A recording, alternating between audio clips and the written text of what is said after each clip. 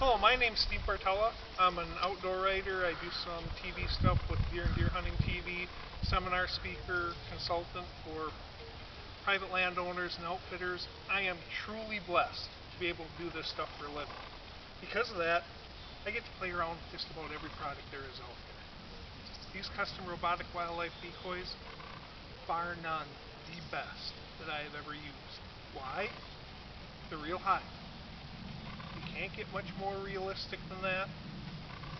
And that right there's the kicker. The robotic head and tail. The problem with decoys is, I'd say as much as 60%, that mature buck, he hangs up 60, 70, 80 yards out there. When he does, simply turning that head and making eye contact with that buck, approximately half of those that hang up end up marching right in for an easy bow shot. That fools their sense of sight. Next, you have to think about their sense of smell. That starts with keeping these decoys odor-free. First, do not store them in your garage. Do not, if you've got a bunch of empty gas tanks and rags and soaked in oil and all that junk in the back of your pickup, clean them out. Clean out that truck before you transport these decoys in that truck. You have to take odor control on these every bit as seriously as you take it on yourself. Because of course we're going to try to set them up so that that buck cannot get downwind.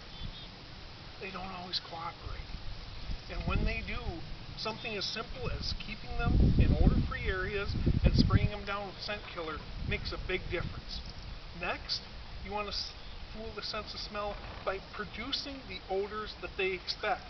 On the doe decoys, for example, I use Wildlife Research Center's Special Golden Estrus.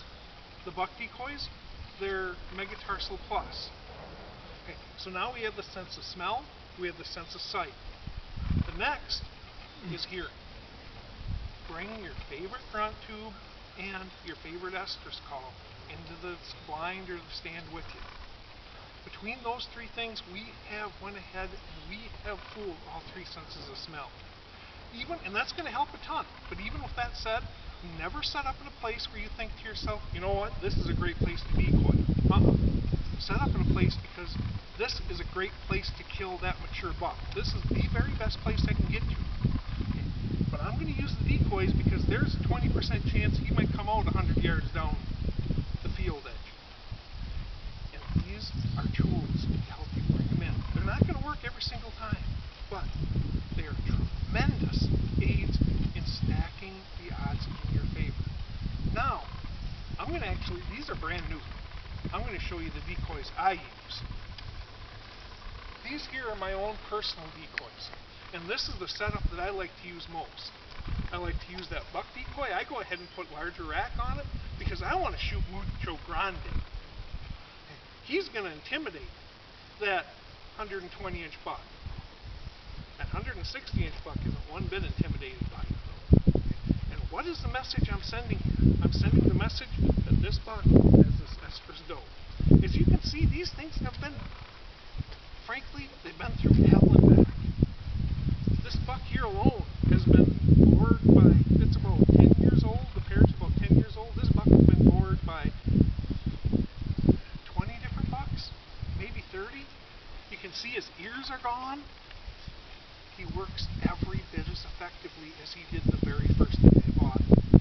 This doe decoy was actually attacked by a squirrel of all things. That's okay. It is alright if you have some imperfections in your decoys. Because think about the deer out there. How many times do you see a buck coming through with a busted rack? You know what? There's nothing wrong with that. There's nothing wrong with an ear like this.